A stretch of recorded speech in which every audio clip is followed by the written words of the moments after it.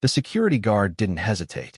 Without warning, he grabbed the old man's arm and began guiding him toward the sliding glass doors. The elderly man said nothing, offered no resistance, and didn't even flinch. Around them, shoppers stopped and whispered, eyes wide with confusion and judgment. In his worn jacket and clutching a crumpled grocery list, he looked like any other forgotten senior caught in the wrong place at the wrong time. Behind the scene, the store manager folded his arms and smiled with quiet satisfaction, certain he'd dealt with another problem customer. No one in that bustling store had the slightest clue who they'd just humiliated, or the story hidden behind that frail figure shuffling toward the exit. What no one knew was that this quiet old man had once carried a wounded soldier 3 grueling miles through enemy fire, saving his life at the cost of his own. And that soldier, now a highly decorated colonel, had just received a phone call that would change everything. Within minutes, 20 veterans were racing across town, moving in perfect formation, united by loyalty and honor. And when they arrived, the grocery store would witness a powerful reminder that some debts are never forgotten. Welcome to the Silent Ranks. Before we continue with this powerful story, tell us in the comments from which city in the world are you watching this video today. And if you believe stories like this deserve to be heard, please hit that subscribe button to support our channel. We're growing every day, and I sincerely thank you for being part of this community that honors the unsung heroes among us. The Riverside Market sat at the corner of Oak Street and Veterans Boulevard, a detail most customers never noticed. It was one of those mid-sized grocery stores that served a working-class neighborhood, the kind of place where people knew each other's names and shopping habits. The morning rush had settled into the steady rhythm of retired folks and stay-at-home parents navigating wide aisles filled with everyday necessities. Harold Mitchell had been coming to this store for 8 years, ever since he'd moved to the small apartment complex 3 blocks away. He always arrived at the same time, 9:30 on Tuesday mornings, when the crowds were lighter and he could move at his own careful pace. His routine never varied. Produce first, then the pharmacy counter to pick up his medications, followed by a slow walk through the other aisles to gather the few items that filled his weekly grocery list. The employees knew him by sight, but not by name. The young cashiers saw an elderly man who counted out exact change with shaking fingers and sometimes forgot items at the checkout counter. The stockers noticed he walked with a slight limp and always wore the same faded military-style jacket, though they assumed it was just surplus store clothing.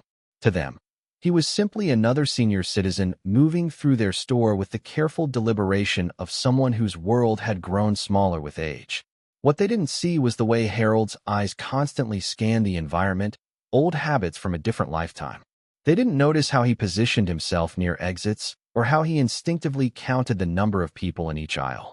These were reflexes carved deep by years of training, invisible to those who had never lived where awareness meant survival. That Tuesday morning started like all the others. Harold parked his old sedan in the same spot near the cart return and walked slowly toward the entrance. His grocery list, written in careful block letters on the back of an envelope, contained 7 items: bananas, bread, milk, coffee, frozen vegetables, soup, and the prescription medication that kept his old injuries from flaring into unbearable pain. The store was busier than usual. A delivery truck was blocking one entrance, forcing customers to cluster near the remaining doors. Inside, 2 cashier lanes were closed for maintenance, creating longer lines that stretched back into the shopping aisles. Harold noticed the congestion but adapted as he always did, taking his time and staying out of everyone's way. At the produce section, he carefully selected 3 bananas, checking each one for the right ripeness. A young mother with 2 small children squeezed past him, her cart brushing against his elbow. Harold stepped aside politely, but the woman was already moving on, focused on her phone call and her restless toddlers. The pharmacy counter was where things began to change. Harold approached the window and spoke quietly to the technician, a middle-aged woman named Linda who had filled his prescriptions for 2 years. She knew his face but struggled with his name, checking her computer screen each time he appeared. "I'm here for my pickup," Harold said softly. Linda typed something, frowned, and typed again. "I'm sorry, what's the name?" "Mitchell. Harold Mitchell." She checked again, her frown deepening. "I'm not seeing anything ready. Can you spell the last name?" Harold spelled it slowly, his voice patient despite having gone through this routine dozens of times. Behind him, a line of customers was forming, and he could sense their impatience. One man checked his watch audibly. A woman sighed and shifted her weight from foot to foot. "Oh, here it is," Linda finally said. "But there's a problem with your insurance. You'll need to call them before we can release this." Harold nodded and stepped aside, pulling out his phone. It was an old flip phone, and he struggled with the small buttons as he tried to dial the insurance company. The automated system put him on hold, and the tinny music played loudly enough for nearby customers to hear. That's when store manager Derek Willis first noticed him.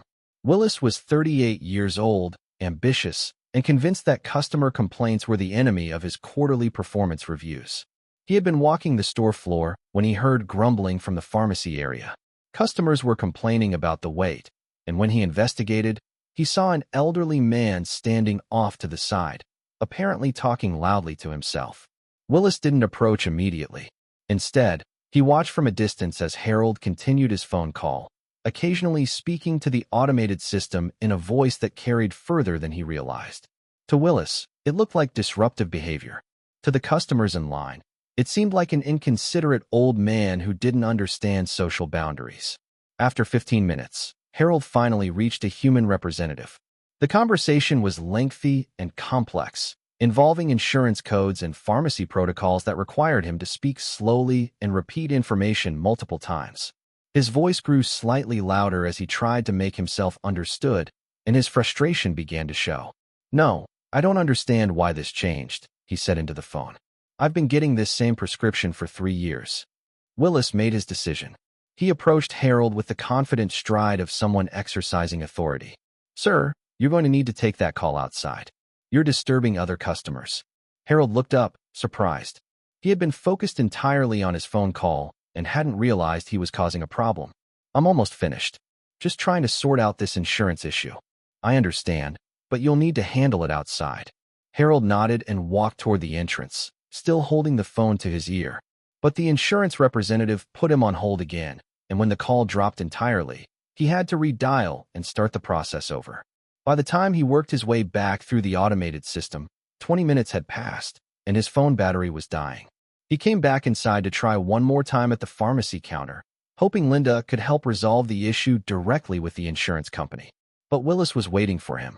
"Sir, I thought I asked you to handle your phone business outside." The call dropped. "I just need to sort this out so I can get my medication. You can come back when you've resolved it. Right now, you're disrupting the shopping experience for other customers." Harold looked around, confused. The pharmacy area had cleared out, and he didn't see anyone else waiting. But Willis was insistent, and Harold didn't want to cause trouble. He apologized quietly and headed toward the exit again. This time, his phone battery died completely before he could reach anyone at the insurance company. He sat in his car for a few minutes, trying to think of alternatives. He could drive home and use his landline, but that would mean another trip back to the store later. He could ask to borrow someone's phone, but that seemed like imposing on strangers. He decided to go back inside and ask Linda if there was any way to resolve the insurance issue from her end. Many pharmacies had direct lines to insurance companies, and he thought it might be simpler than trying to navigate the phone system with his unreliable cell phone. But when he walked back through the automatic doors, Willis was there immediately. "Sir, I've asked you twice to leave. I don't want to have to call security. I'm just trying to get my prescription. My phone died, and I thought maybe. The pharmacy can't help you with insurance problems. You need to resolve that on your own time." Harold tried to explain that he was a regular customer, that he shopped there every week, that he just needed a few minutes to sort out what seemed like a simple misunderstanding. But Willis had already made up his mind. To him, Harold represented exactly the kind of problem customer who drove away profitable business. An elderly man who took too long, caused delays, and didn't seem to understand modern shopping expectations. "I'm going to have to ask you to leave permanently," Willis announced, his voice loud enough for nearby customers to hear. "You're trespassing now." The word trespassing cut through the store's ambient noise like a blade. Shoppers turned to stare. Harold felt his face flush with embarrassment and confusion. He had never been asked to leave any establishment in his entire life. "I don't understand. I'm just trying to buy groceries." "Security will escort you out." The security guard was a young man named Marcus who had been working at the store for 6 months. He had never had to physically remove a customer before, and he felt uncomfortable as he approached the elderly man. But Willis was his supervisor, and he had been trained to follow management directives without question. "Sir, I'm going to have to ask you to come with me," Marcus said, his voice gentle but firm. Harold looked around the store one more time, seeing the faces of other customers watching him with a mixture of curiosity and judgment. Some looked sympathetic, but no one intervened. He set his shopping basket on the floor, the items still uncollected, and walked slowly toward the exit. The automatic doors closed behind him with a soft hiss, leaving him standing in the parking lot with his crumpled grocery list and his empty hands.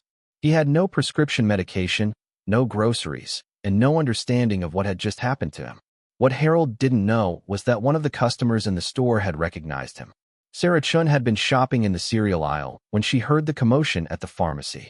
She hadn't paid much attention initially, but when the security guard escorted the elderly man past her toward the exit, something about his profile caught her attention.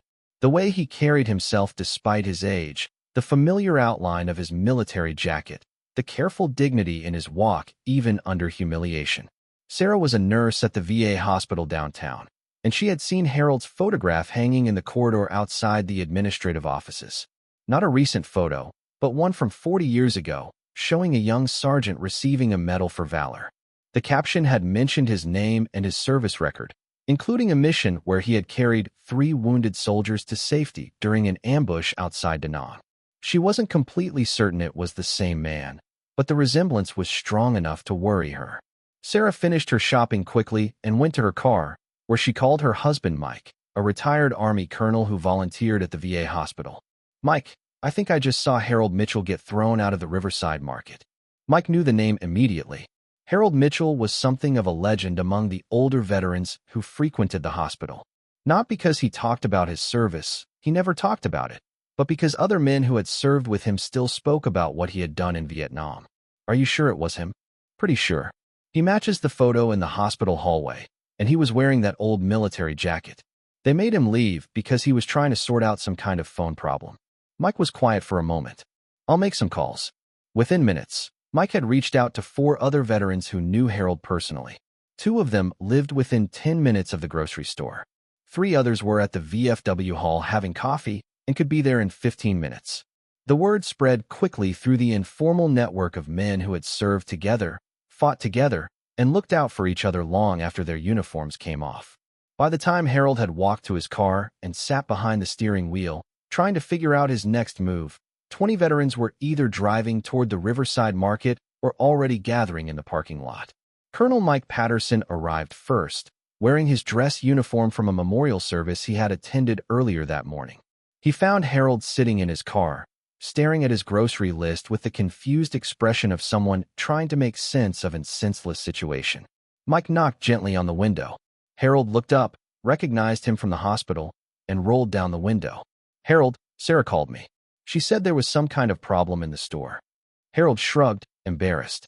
"I guess I was causing a disturbance, trying to sort out my prescription, and my phone was giving me trouble. They asked me to leave." Mike's jaw tightened, but his voice remained calm. "Harold, you weren't causing a disturbance. You were trying to get your medication. There's a difference." Other cars were pulling into the parking lot now. Men in their 60s and 70s, some wearing veterans' caps, others in civilian clothes, but all moving with the purposeful stride of people who had received a call to action. They gathered around Harold's car, greeting him with the respectful nods and firm handshakes of men who shared something deeper than friendship. "What's the situation?" asked Tony Rodriguez, a former Marine who had served 2 tours in Iraq. Mike explained what Sarah had told him.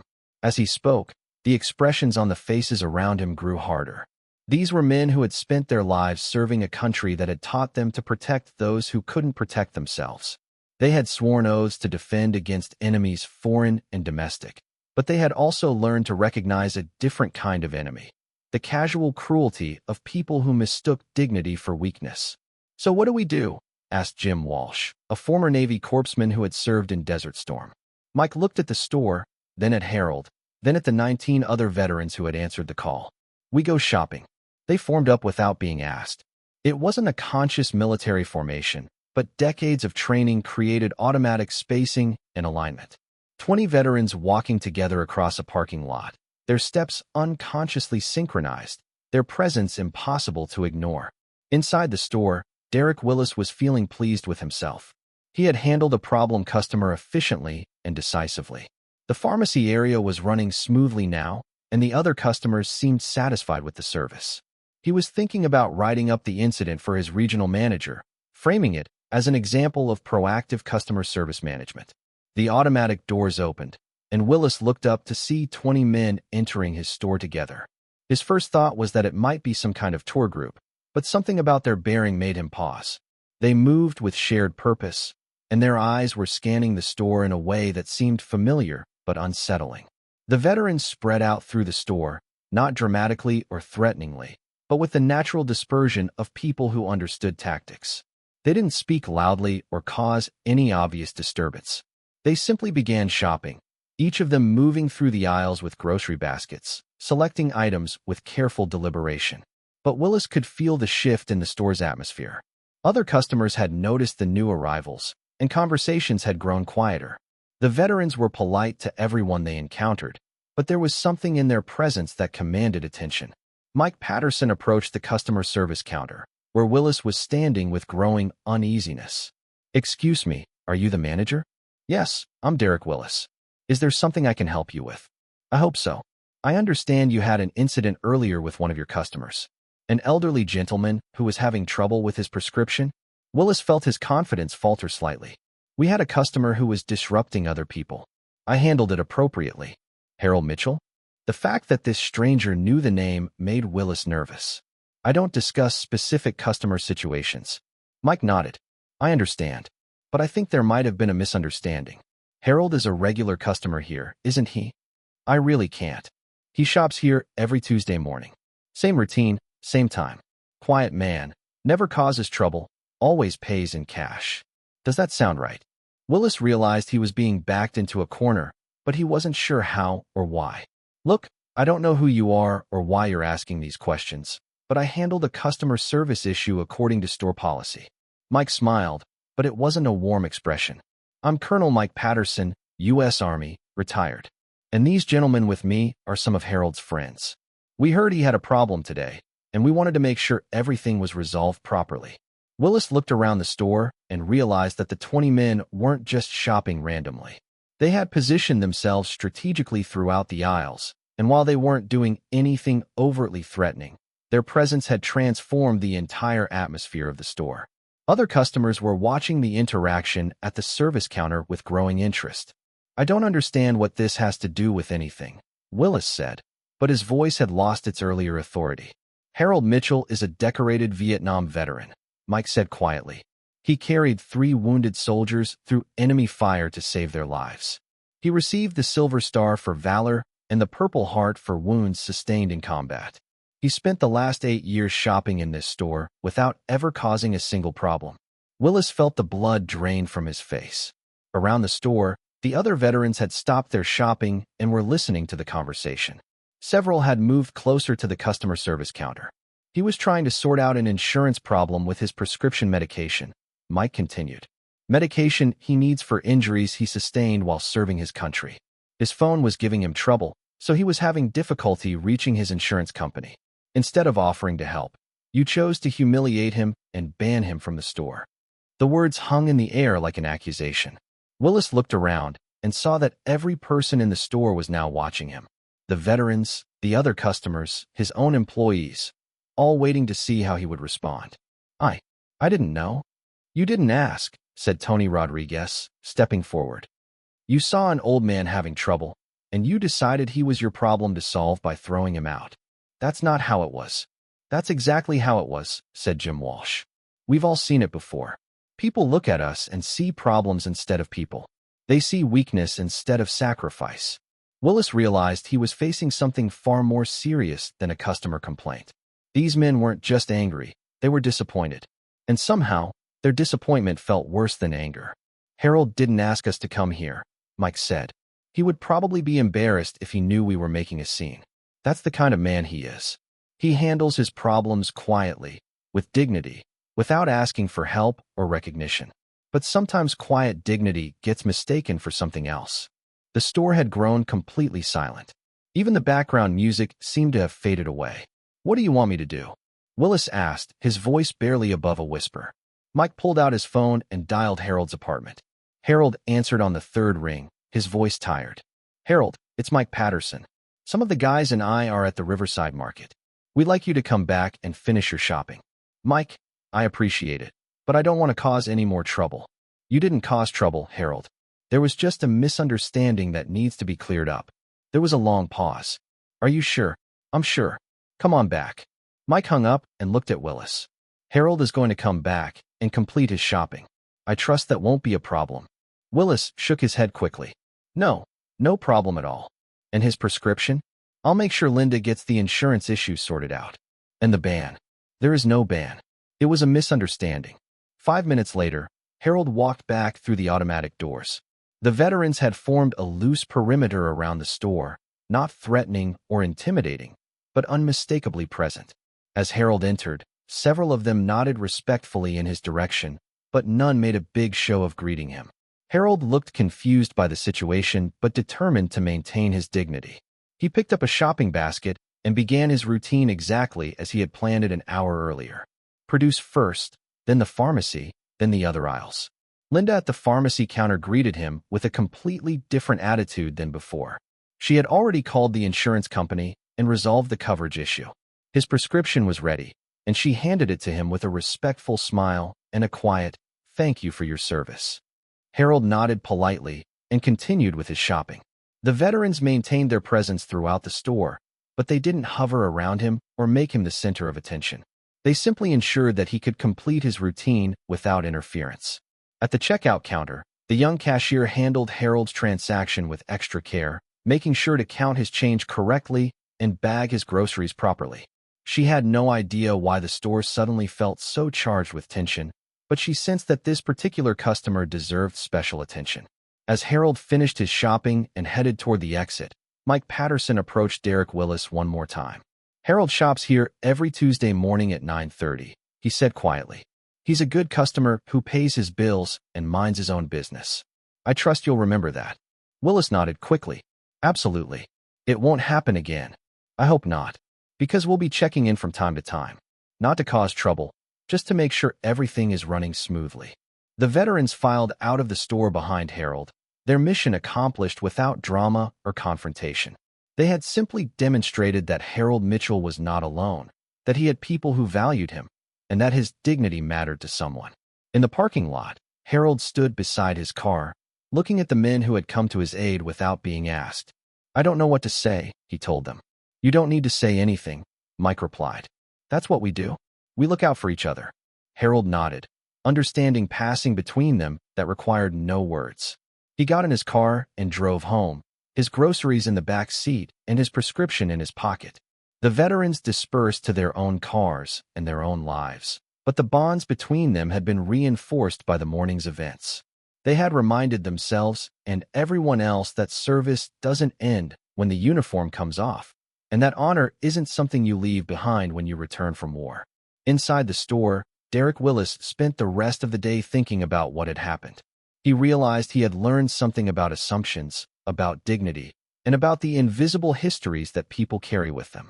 He made a mental note to train his staff differently, to look for ways to help customers rather than reasons to exclude them. The next Tuesday morning, Harold returned to the store at his usual time. Willis made sure to greet him personally and ask if there was anything he needed. The shopping trip went smoothly, with no complications or misunderstandings. But Harold wasn't alone. In the parking lot, two veterans sat in their cars, reading newspapers and drinking coffee. They didn't come into the store, didn't make their presence obvious, but they were there, watching, waiting, ready, because that's what brothers do. They show up when needed, without being asked, without expecting thanks. They form protective circles around those who have already given enough. They stand guard over dignity when the world tries to strip it away. Sometimes heroism doesn't look like charging into battle or facing down an enemy. Sometimes it looks like 20 men walking into a grocery store to remind everyone that service matters, that sacrifice deserves respect, and that no veteran should ever stand alone when facing casual cruelty or thoughtless disregard. Harold Mitchell never asked for recognition. He never demanded special treatment. He simply wanted to buy his groceries and get his medication like any other customer. But when he was treated with disrespect, his brothers answered a call that was never made, forming up to protect one of their own with the same commitment they had once shown on distant battlefields. They didn't come for glory or attention. They came because it was right. Because honor recognizes honor. Because the man who once carried wounded soldiers to safety deserved to have someone carry him when he needed it most. This story was brought to you by the Silent Ranks. Before we leave you today, here's our question. Have you ever known someone who never asked for recognition but deserved more than anyone else? Someone who faced their battles quietly, with dignity, without demanding the world notice their struggles? Tell us in the comments what they meant to you and how their quiet strength inspired your own life. And if you believe stories like this need to be heard, hit that subscribe button to support our channel. We'll see you in the next one.